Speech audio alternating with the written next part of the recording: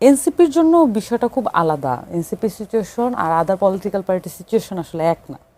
NCP গণ অভ্যুত্থানকে ধারণ করে এগিয়ে চলছে। এটা কেন বললাম, স্পেসিফিক্যালি উল্লেখ করা প্রয়োজন। এনসিপি একমাত্র বিরোধী দল এই মুহূর্তে, বা একমাত্র রাজনৈতিক দল যার প্রস্তাবনা এই মুহূর্তে নির্বাচনের অব্যবহিত পরেই, সংসদ বসার পরেই আমরা প্রমাণিত হতে দেখলাম যে তার বক্তব্য সবচেয়ে সঠিক পজিশনে ছিল। রাজনীতির জায়গা থেকে আপনি জানেন যে একটা বিরোধী দলের পক্ষ থেকে সবচাইতে, বা একটা দলের পক্ষ থেকে আপনার প্রস্তাবনা কি, এটার মেরিট যাচাই হচ্ছে কালের সময়ে, যখন আপনার সময় পরিবর্তিত হবে তখন আপনার প্রস্তাবনাই সবচাইতে যথোপযুক্ত প্রস্তাবনা, সেটা প্রমাণিত হওয়া অত্যন্ত গুরুত্বপূর্ণ। এনসিপির প্রস্তাবনা এখন পর্যন্ত তার মানে ইশতেহার অনুযায়ী প্রথম দফায় গণপরিষদ নির্বাচন। আমরা কিন্তু এটা বলেছিলাম যে এই সাংবিধানিক সংকটগুলো এখন দেখানো হচ্ছে, আমি এটাকে মনে করি না সাংবিধানিক সংকট, কিন্তু যা কিছু দেখানো হচ্ছে এই বিষয়টা ঘটতই। কারণ সকল সরকারি দল, এই সংবিধান এমন একটা সংবিধান, এমন একটা মজার সংবিধান, এমন কোনো সরকারি দল নাই, এমন কোনো দল নাই যারা সরকারে গিয়েছে আর এই সংবিধানের প্রশংসা করে নাই। সো এই সংবিধানের মধ্যে পাওয়ার স্ট্রাকচার যেভাবে ডিস্ট্রিবিউট করা আছে, প্রধানমন্ত্রীর যে একচ্ছত্র ক্ষমতা আছে, এবং বিভিন্ন ধরনের অ্যাডমিনিস্ট্রেটিভ লেভেলে যারা হাই পোস্টে থাকেন তাদের যে পরিমাণ ক্ষমতা আসলে থাকে, রাজনৈতিক ক্ষমতা, এটা কিন্তু জনগণের ক্ষমতা না। যেই পরিমাণ রাজনৈতিক ক্ষমতা তারা এনজয় করেন, এইটাকে বাদ দিয়ে দেওয়া অত্যন্ত দুরূহ কাজ যারা পাওয়ারে থাকেন তাদের জন্য। বিরোধিতার জন্য, বিরোধী দলের জন্য এটা আবার খুব সমস্যাজনক হয়। কিন্তু এনসিপি তার জন্মলগ্ন থেকেই বলে আসছে গণপরিষদ নির্বাচন ছাড়া আমরা কোনো টেকসই পরিবর্তন সাংবিধানিকভাবে করতে পারবো না। বিএনপি এখানে নির্জলা সত্য এটাই যে বিএনপি আসলে তার যে প্রাক্তন অভিজ্ঞতা দ্বারা পরিচালিত হচ্ছে। যেমন ধরেন ১-১১ সময়টা বিএনপির জন্য ভালো ছিল না, কোনো রাজনৈতিক দলের জন্যই ভালো ছিল না, কিন্তু বিএনপি আসলে এমন একটি রাজনৈতিক দল যার হেডকোয়ার্টার সহ সকল পরিচালনা পদ্ধতি বাংলাদেশে সংগঠিত হয়। এটা কিন্তু সকল পলিটিক্যাল পার্টির জন্য সত্য না। বিএনপির জন্য এই ১-১১ সময়টা অত্যন্ত দুরূহ ছিল পার করাটা, এবং তারপরে এই ফ্যাসিস্ট আমলটা একই সাথে পার করাটা তাদের জন্য দুরূহ ছিল। কিন্তু এই সময়টার ভূত বারবার তাদেরকে ফিরে ফিরে দেখতে হচ্ছে। ফলত তারা এই সংবিধানের মধ্যে এক ধরনের পাওয়ারফুল আশ্রয় খোঁজার চেষ্টা করছেন।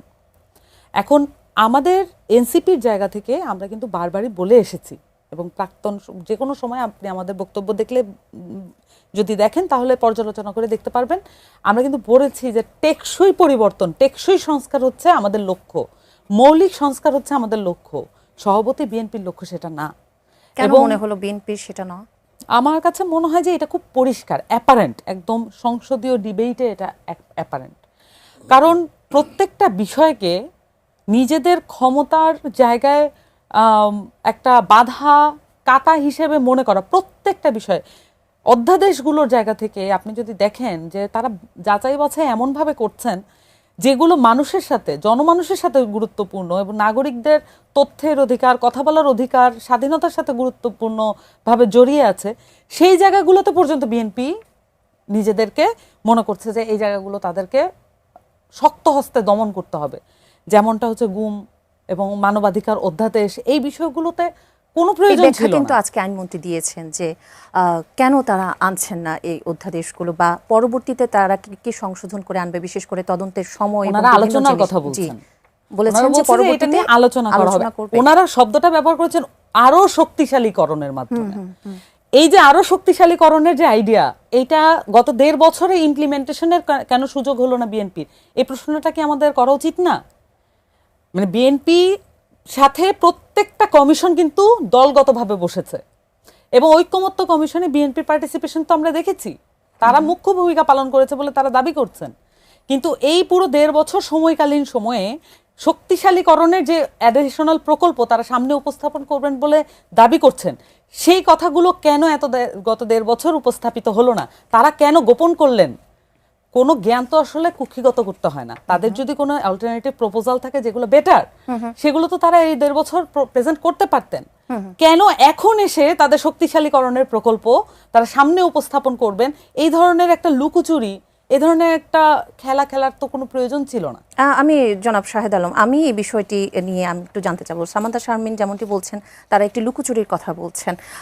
আমরা জানি 1.5 বছর অন্তর্বর্তী সরকার ক্ষমতায় ছিল, বিএনপি ক্ষমতায় ছিল না, বিএনপি এখন ক্ষমতায় আছে, এবং এই যে অধ্যাদেশগুলো নিয়ে বলছে বিরোধী দলের যে অভিযোগগুলো রয়েছে, তাদের কেন রাজপথে নামতে হলো আপনার কি মনে হয়? অনেক ধন্যবাদ সামান্তাকে, ধন্যবাদ। প্রথমবার মতো সামান্তার সাথে বসেছি, অনেক ধন্যবাদ। যেটা বিষয় সেটা হলো যে শক্তিশালীকরণের কথা বলে লুকোচুরি করা হচ্ছে কিনা, আমি এটা একটু ব্যাখ্যা দেই। দেখুন, ঐক্যমত্য কমিশনের যে 6টি কমিশন হয়েছিল, এই কমিশনগুলোর সম্মিলিত প্রস্তাবনায় সংস্কার যে ধারণা, সেই ধারণায় 487টা না 57টা, আমি এক্স্যাক্টলি জানি না, 487টা মনে হয় টোটাল বিষয় ছিল।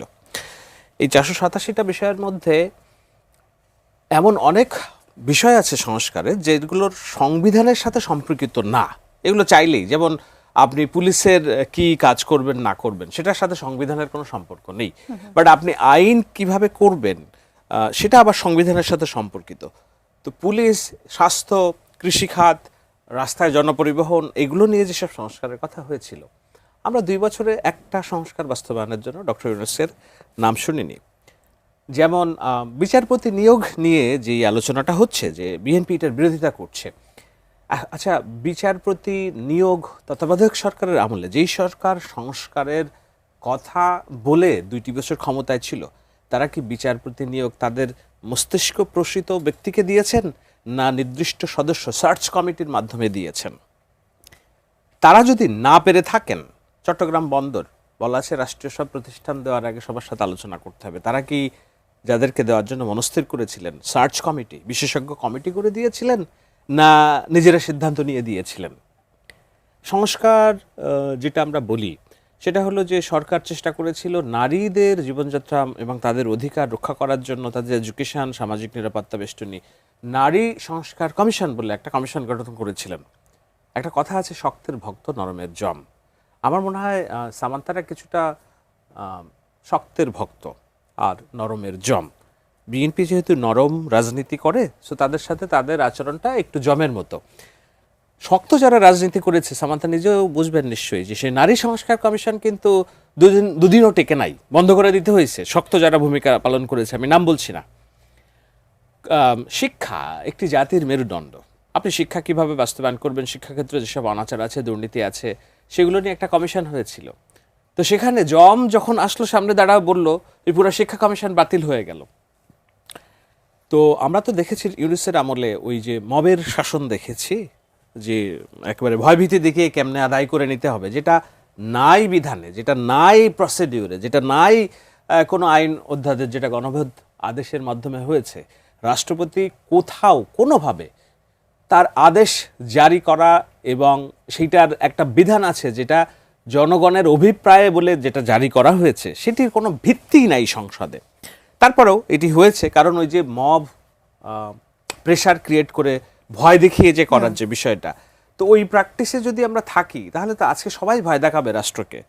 আমাদের তো একটা সিস্টেমেটিক ওয়েতে চলতে হবে, আমাদের একটা প্রসিডিওরের মধ্যে চলতে হবে। এখন আমি শেষ করি, সেটা হলো যে বিএনপির ভিতরে লুকোচুরির যে বিষয়টা। দেখুন, এখানে লুকোচুরির বিষয় না, বিষয়টা হলো প্র্যাকটিক্যাল এক্সপেরিয়েন্স এবং সক্ষমতার বিষয়টা। আমি কি অনুরোধে ঢেকি গিলব কি না? যাদের যে বিষয়ে অভিজ্ঞতা নেই, তারা যদি কোনো সুপারিশ করে, উড়ে এসে জুড়ে বসে কোনো, কাদের অভিজ্ঞতা নেই? আমি বলছি যে ডক্টর ইউনূস শান্তিতে নোবেল পুরস্কার ব্যক্তি ছিলেন। তার যে উপদেষ্টা পড়েছিলেন, বাংলাদেশের ইতিহাসে অন্যতম শ্রেষ্ঠ, সুশিক্ষিত, মার্জিত, ভদ্রলোক, সুশীলদের সরকার ছিল, কিন্তু তাতে তো রাষ্ট্র পরিচালনার কোনো অভিজ্ঞতা নাই। তারা যেভাবে রাষ্ট্র পরিচালনা করেছে, সেটি কি ডিসেন্ট কোনো রাষ্ট্র পরিচালিত হয়েছে কিনা? কিন্তু রাষ্ট্র পরিচালনা তো একটা ভিন্ন বিষয়, তাই না? যেমন যেটা বলা হচ্ছে যে এই যে সংস্কার, জুলাই সনদের এটা সেটা, সেখানে বলা হয়েছে যে রাষ্ট্র পরিচালনায় 50-50% একটা আবদার আছে। যেমন যেদিন জামায়াতের আমিরও বলেছে, সংবিধান সংশোধন যে কমিটি হবে, সেখানে 50% আমরা, 50%। আপনি ভোট পেয়েছেন 30%, আপনি 50% পার্টিসিপেশন কেন দাবি করেন? কিন্তু এখানে তো এগুলো বলা আছে। এখন এইটা তো অবজ্ঞা সংখ্যাগরিষ্ঠ মানুষের, যারা ল্যান্ডস্লাইড ভিক্টরি দিয়ে একটা পার্টিকে ক্ষমতায় এনেছে এবং তারা মনে করছে তাদের যাবতীয় যে প্র্যাকটিক্যাল সমস্যা আছে সেই সমস্যাগুলো বাস্তবায়ন করার জন্য যাদের অভিজ্ঞতা আছে তারাই বুঝবে ভালো যে আমরা রাষ্ট্র কিভাবে চলবে, আমরা মহাব অশান্তি দিয়ে চলবে না শৃঙ্খলা এবং বুকস অনুযায়ী চলবে। তো সেই জায়গায় বিএনপি চেষ্টা করছে, বলছে যে ঠিক আছে যেসব বিষয়গুলো স্পর্শকাতর সেগুলোর আমরা অধিকতর এটাকে কি বলে পরীক্ষা নিরীক্ষা করে আমরা এটা তুলবো, এমন না যে বাতিল করে দিয়েছে। একটা উদাহরণ দেই, যেমন গুম প্রতিরোধ কমিশন, এটা নিয়ে বহুত হাউকাউ হচ্ছে। এখন আমি যদি বলি যে গুম প্রতিরোধ কমিশনে যারা দায়িত্ব পালন করেছে, নাবিলা ইদ্রিসের তার রাজনৈতিক মতাদর্শ সেটি সরাসরি জামায়াত ইসলামের অ্যালাইন্ড, তো তাদের কমিশনের সমস্ত উদ্দেশ্যই ছিল যে নির্বাচনের আগে প্রতিরক্ষা বাহিনীর মেন্টালিটিকে, তাদের কনফিডেন্সকে কিভাবে ডিসমেন্টাল করা যায়। তো সেই ঝুঁকি নিতে চায় না বিএনপি, কারণ তাদের তো রাষ্ট্র পরিচালনা করতে গেলে প্রতিরক্ষা বাহিনীকে আস্থায় নিয়ে করতে হবে। তো সেই জায়গায় যে কমিশনের রিপোর্ট সরাসরি সেই অনুযায়ী যদি বিএনপি সবকিছু করে ফেলে, তাহলে তো আর তার যে প্র্যাকটিক্যাল এক্সপিরিয়েন্সের যে দক্ষতা সেটা তো আর থাকলো না। তারা তো বলেন এটা বাতিল করে দিলাম, গুম যে কেউ স্বাধীনভাবে চাইলে করতে পারে, বলছে কিনা তারা বলে নাই। এই রাষ্ট্র যেন আর কোনোদিন গুমের রাষ্ট্র না হয়। এই রাষ্ট্রে যারাই তাদের তো কোথাও দুর্বলতা আমি দেখিনি, যেমন সৈয়দ জামিলকে তারা অ্যারেস্ট করেছে, ১/১১ কুশলীপকে গ্রেপ্তার করেছে, যারা গুমের দায়ে অভিযুক্ত তারা তাদের বিচার চলছে। সুতরাং আমি বলছি, যেটা বলতে চাচ্ছি যে এইগুলো করে এগুলো বলে একটা সেন্সিটিভিটি তৈরি করা হচ্ছে এবং মানুষের নার্ভগুলোকে, যেহেতু জুলাইয়ের সাথে আমাদের আবেগ জড়িত, শেখ হাসিনার অপকর্মের সাথে যেহেতু আমাদের একটা ভীতিকর একটা অতীত জড়িত, ওই ঘরপোড়া গরু গোয়ালে মেঘ দেখলে যে ডরায়, তো এই ভয়টা হচ্ছে যে না বিএনপি মনে হয় হাসিনা হয়ে গেল, বিএনপি মনে হয় আওয়ামী লীগ হয়ে গেল। দেখুন, আপনি প্রশ্ন করতে পারেন বিএনপির পক্ষে কোনোদিনই শেখ হাসিনা আওয়ামী লীগ হওয়া সম্ভব না। কেন সম্ভব না সেটি নিশ্চয়ই আপনার কাছ থেকে সেই ব্যাখ্যাটি আমি নেব, কিন্তু তার আগে একজন দর্শক আছেন ফোনে, আমরা তার প্রশ্নটি নেব। জি দর্শক, আপনার নাম বলে প্রশ্নটি রাখুন। আসসালামু আলাইকুম। জি ওয়ালাইকুম আসসালাম। জি আপনার আমি আগে প্রথমে আমি এনটিভি কে ধন্যবাদ জানাই এরকম একটা অনুষ্ঠান করার জন্য, বা যত দর্শক তার মতামত প্রকাশ করতে পারে আর কি। আপনি এনটিভি এটা এটিএন নিউজ বলুন, আপনার প্রশ্নটি রাখুন। শারমিন ম্যাডামের কাছে আমি প্রশ্ন করবো। আপনি উনি বললো যে এই যে আপনি ১/১১ কথা বললো, ১/১১ ২ বছর ছিল, ২ বছরের ভিতরে কতটি অপরাধ হয়েছে। আর এই যে আপনার হলো এই যে ৫ তারিখে জুলাইয়ের পরে বা আগে কত অপরাধ হয়েছে, কত মানুষ মারা গেছে। সেই সময় কে যদি আপনারা খারাপ বলি আমরা, তাহলে আপনার কাছে দায়ী হতে হবে। ভালো সময় কিছু খারাপ বলি আর খারাপ সময় কিছু আমরা ভালো বলি। আর একটা প্রশ্ন হলো ওনার কাছে, ওনারা কি রাজপথে থাকবেন না দেশের উন্নয়ন করবেন? এই যে আশিক মাহমুদ সজীব ভাই বলছে যে বিএনপিকে আপনি হলো অবৈধ সরকার ঘোষণা করা হবে। এত মানুষ জীবন দিয়ে এত ভোট দিয়ে সরকার হলো, তাকে অবৈধ আমরা অবৈধ করবেন, এর কেমন কথা? এটা দেশে কি আবার কি? আমরা বুঝতে পেরেছি। অসংখ্য ধন্যবাদ আপনাকে প্রশ্ন রাখবার জন্য। সামান্তা শারমিন, আপনার কাছে এর উত্তর নিশ্চয়ই আমি চাইবো। বিশেষ করে যে মন্তব্য করেছেন আসিফ মাহমুদ যে গণভোটের রায়কে প্রত্যাখ্যান করলে সরকারকে অবৈধ ঘোষণা করা হবে, সেই উত্তরটিও আমি আপনার কাছে চাইবো। আচ্ছা, প্রথমত বিএনপি যেই পজিশনে, মানে যেই লজিক্যাল ফ্রেমওয়ার্কে নিজের আর্গুমেন্ট সাজিয়েছে, সেই লজিক্যাল ফ্রেমওয়ার্কে যেই কনক্লুশন আসে, সেই কনক্লুশন তো আসলে মেনে নিতে হবে। যেইভাবে এই নির্বাচনটা আসলে আদায় করে নিয়েছে বিএনপি, সবসময় এটা দাবি করতে থাকে, আদায় করতে হয়েছে, অনেক ষড়যন্ত্র হয়েছে, এটা তো তারা আদায় করে নিয়েছে, এটার ওনারশিপ তাদেরকে নিতে হবে না? যখন এই নির্বাচনটা যেই প্রক্রিয়ার মধ্য দিয়ে এলো, এই প্রক্রিয়াটা তো আসলে একটা রক্তক্ষয়ী সংগ্রাম, তারপরে অনেকগুলো কমিশন গঠন, একসাথে বসা, গণতন্ত্রকে নতুন করে পুনরুদ্ধারের চেষ্টা, সবাই মিলে।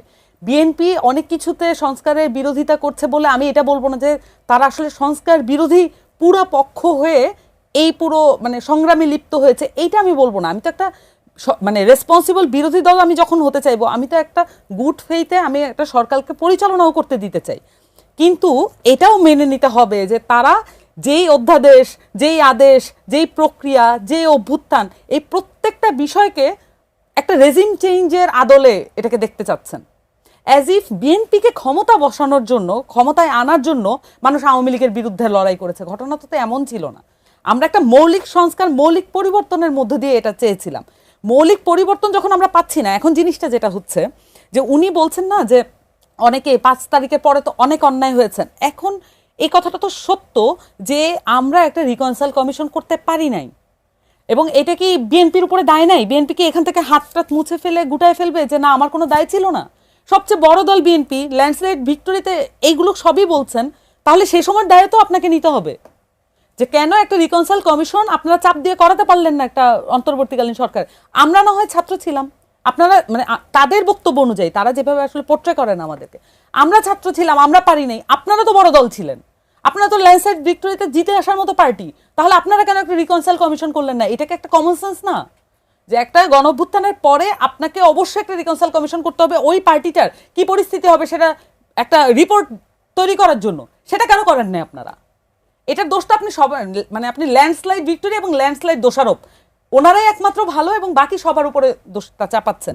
কিন্তু এইটা তো মানে ওনার কথা কিন্তু দুইটার আবার ধরেন সংযোগস্থল আছে। যদি আপনারা গণভোটকে এইভাবে প্রশ্নবিদ্ধ করতে থাকেন, আপনারা কেন আবার একটা সংশোধনের জন্য একটা কমিটি করবেন? আপনারা কেন এটা নিয়ে আলাপ করছেন না?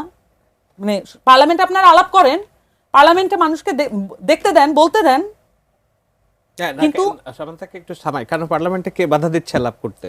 সরকারি দল তো এটাই চাচ্ছে না, যে আপনারা তো 30 পার্লামেন্ট, দিন ওটা এক্সিডি করে ফেলেছেন, এখন তো আর কোনো উপায় নাই। আপনি এখন পরিষদের কিন্তু কোনো পার্লামেন্ট তো প্রসিডিউর অনুযায়ী মাত্র শুরু হলো, এমন তো না যে না, ওটা তো সংশোধনী কমিটির মধ্যে দিয়ে আলাপ আলোচনা হবে, যেখানে জামাতের আবির বলছেন যে আমার 50% লাগবে, ওই আলাপের মধ্যে ঢুকিয়ে দেওয়া হয়েছে। এখন আমাদের দেশের ওই যে ওনার যে আলাপটা, উনি যে প্রশ্নটা করেছেন যে আপনারা কি দেশের মানুষের জন্য রাজনীতি করবেন, এটা তো খুবই গুরুত্বপূর্ণ প্রশ্ন। যে আমরা এখন আমাদের কথা বলা দরকার। আপনার সাথে তো আমার শোয়ের আগেও কথা হচ্ছিল যে আমরা কি একটা অবস্থার মধ্যে আছি। শুধুমাত্র এই ইলেকশন শেষ হয়েছে, আমরা একটা সরকারি দল, দেশের মানুষ কনসিডারেট মানুষ, তারা একটা সরকারি দলকে ওই যে বললাম গুড ফেইথে সরকার পরিচালনা করতে দিতে চায়।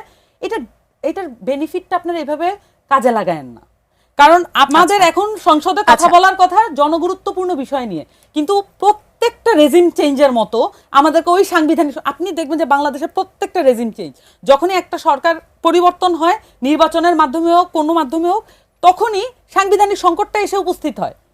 এখন বিএনপি এটা অস্বীকার করতে পারবে যে প্রত্যেকটা বার এই বিষয়টা যে উঠে আসছে, এটা কি ইটসেলফ সংবিধানের প্রবলেমের কারণে এবং তার পাওয়ার স্ট্রাকচারের ডিস্ট্রিবিউশনের ঘাটতির কারণে এটা হচ্ছে না?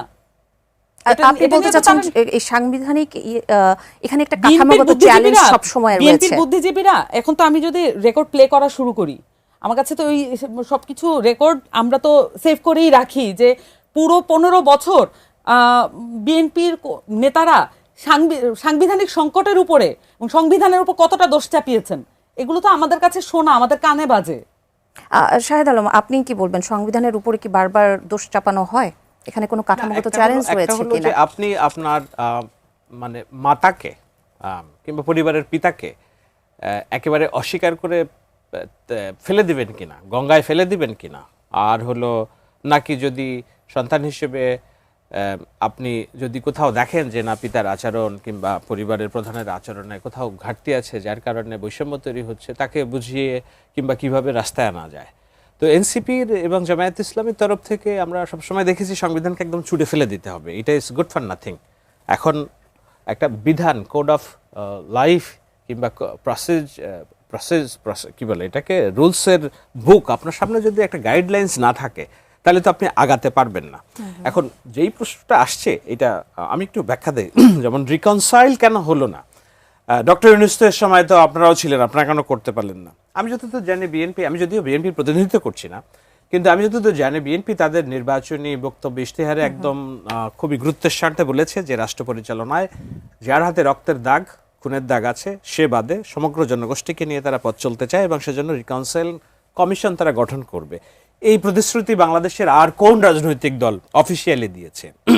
আনঅফিসিয়ালি আমরা দেখেছি তারা আওয়ামী লীগের লোকজনের সাথে আতাত করা, তাদের ভোট নেওয়া এবং তাদের সকল সুবিধা নেওয়ার কাজটা করেছে, কিন্তু অফিসিয়ালি একমাত্র বিএনপি তাদের নির্বাচন ইশতেহারের দিন এটা বলেছে। So it's on the process, যেই প্রসেসটা শুরু করার কথা ছিল ডক্টর ইউনূসের এবং ছাত্র জনতার প্রতিনিধিদের, কিন্তু আমরা সেটা দেখেছি কি, এই যে এক্সক্লুডিং এর রাজনীতি, অন্যদেরকে নির্মূল করার যে রাজনীতি, সেটা আমরা কাদের তরফ থেকে দেখেছি?